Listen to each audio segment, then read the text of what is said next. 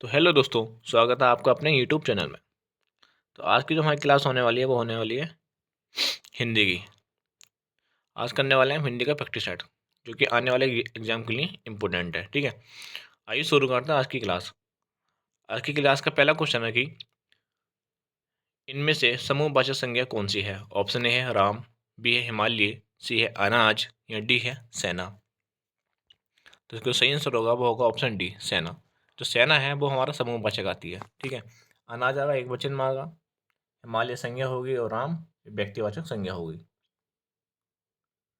हिमालय ये व्यक्तिवाचक संज्ञा में आती हैं। ठीक है, दोनों। ये अनाज आएगा तो अनाज आएगा हमारा द्रव्यवाचक में, इसे आप लोग ध्यान रखना। अगला क्वेश्चन है कि इसमें स्त्रीलिंग शब्द कौन सा है। ऑप्शन है पर्वत है, बी है ख्याति, सी है मोती या डी है हमारा पत्थर। तो इसका जो सही आंसर होगा वो होगा ऑप्शन बी, ख्याति हमारा एक स्त्रीलिंग शब्द है। पर्वत पुल्लिंग है और मोती पुल्लिंग है और पत्थर भी हमारा पुल्लिंग है। अगला क्वेश्चन है कि रीति का बहुवचन दिए गए विकल्पों में से कौन सा है। ऑप्शन है रिक्तियां, बी है रीतियां, सी है रिक्तियां या डी है रीतियां। तो इसका जो सही आंसर होगा वो होगा हमारा ऑप्शन सी, रिक्तियां। ये ध्यान रखना कि ये मात्रा का ध्यान रखना। ठीक है, अगला क्वेश्चन है कि निम्न में से एक विशेषण शब्द नहीं है।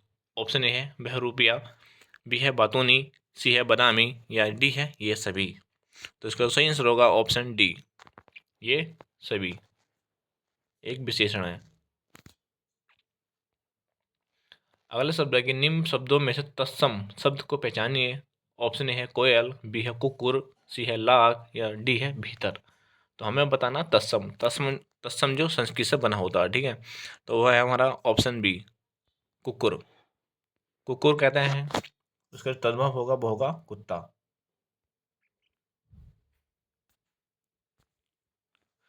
अगला क्वेश्चन हमारा कि कौन सा शब्द इच्छा का पर्यायवाची नहीं है।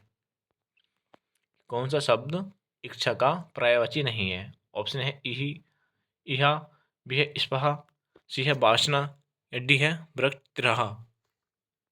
तो इसका सही आंसर होगा वो होगा हमारा ऑप्शन डी, वासना भी इच्छा का पर्यायवाची है, स्पृहा भी, और इहा इहा भी हमारा इच्छा का पर्यायवाची है। ठीक है, अगला क्वेश्चन है कि असीम का विलोम है। ऑप्शन है ससीम, बी है सीम, सी है सुसीम या डी है संकुचित।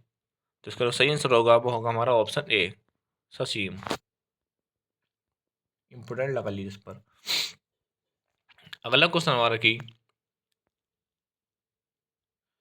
निम्न विकल्पों में से निम्न प्रश्न में 4 विकल्पों में से उस विकल्प का चयन करें जो दिए गए शब्द का सही समानार्थी शब्द वाला विकल्प है। साल्प।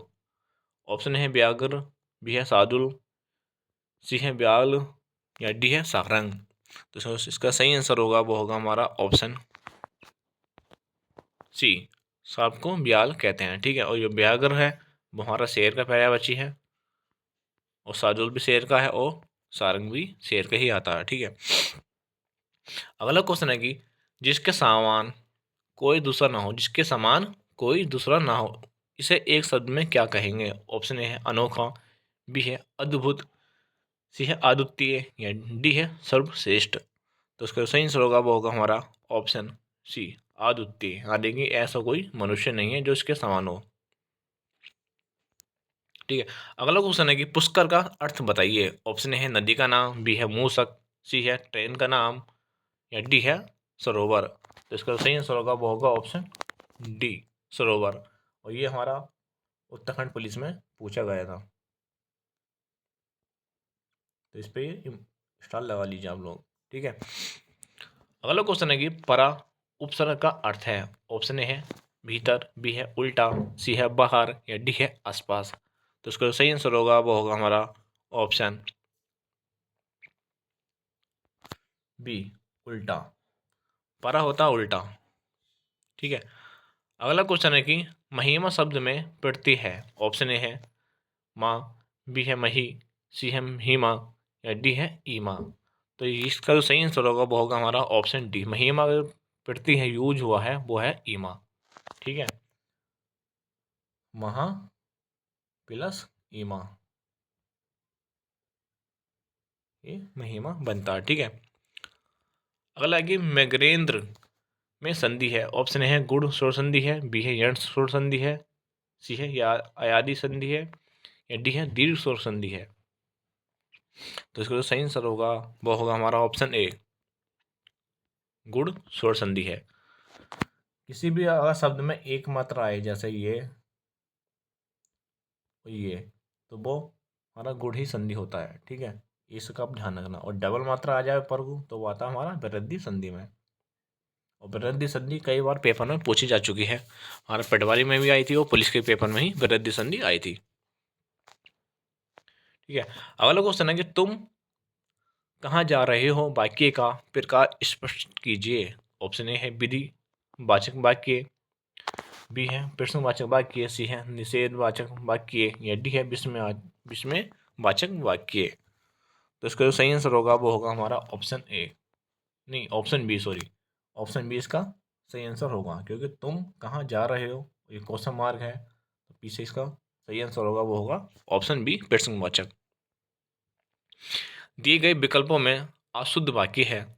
ऑप्शन ए है यह संस्था का 8वां वार्षिक अधिवेशन है, बी है सुषमा जल से पौधों को सींच रही थी, सी है मकान ढह जाने का डर है, या डी है हम सब मेला देखने जाएंगे। तो इसका जो सही आंसर होगा वो होगा हमारा ऑप्शन बी, नहीं हाँ ऑप्शन बी, सुषमा जल से पौधों को सींच रही है, ये हमारा अशुद्ध वाक्य है।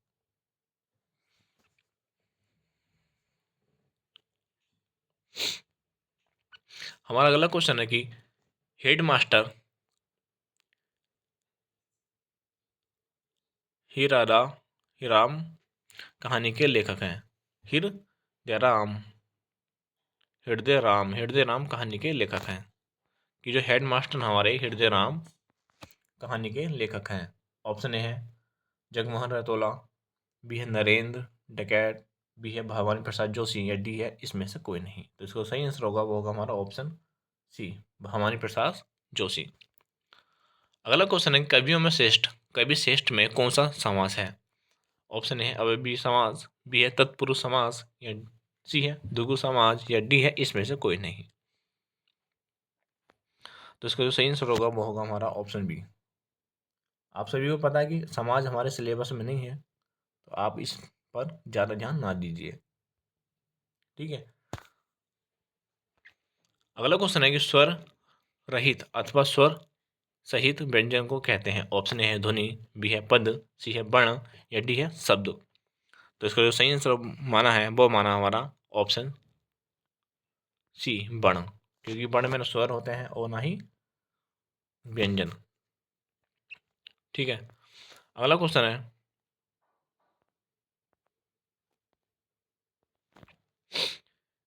इनमें से किस शब्द का प्रयोग हमेशा एक वचन में होता है। ऑप्शन ए है होठ, बी है केस, सी है दाम, या डी है हमारा सोना। तो इसका जो सही आंसर होगा वो होगा हमारा सोना। ठीक है, क्यों? क्योंकि जो भी द्रव्यवाचक होते हैं हमारे, द्रव्यवाचक संज्ञा होती हैं वो सब एक वचन में ही प्रयोग की जाती हैं, एक वचन में ही प्रयोग की जाती हैं। इसका आप लोग ध्यान रखना। जो होठ है हमारे वो बहुवचन में आ गया, केस भी बहुवचन में आते हैं, और दाम भी बहुवचन में ही आते हैं। ठीक है, ये बहुवचन हो गया हमारे, ये भी बहुवचन और ये भी बहुवचन। जो हमारा सोना है वो द्रव्यवाचक संज्ञा है। ठीक है, वो जो कि एक वचन में आती है।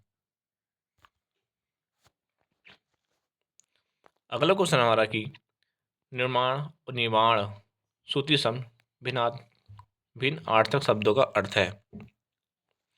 ऑप्शन ए है बनाना का है मोक्ष, बी है रचना का खोना, सी है गतिहीन का अमर, या डी है गतिशील का स्थिर। तो इसका जो सही आंसर है वो हमारा ऑप्शन ए, निर्माण होता है बनाना और निर्माण का होता है मोक्ष, यानी कि निर्माण की प्राप्ति, यानी कि ईश्वर को प्राप्त हो जाना। ये आज हमारी हिंदी की क्लास कंप्लीट हो चुकी है। आई होप आप सभी को पसंद आई हो। तो हमारे चैनल को लाइक करें, शेयर करो और चैनल को सब्सक्राइब करना ना भूलें। Thank you so much.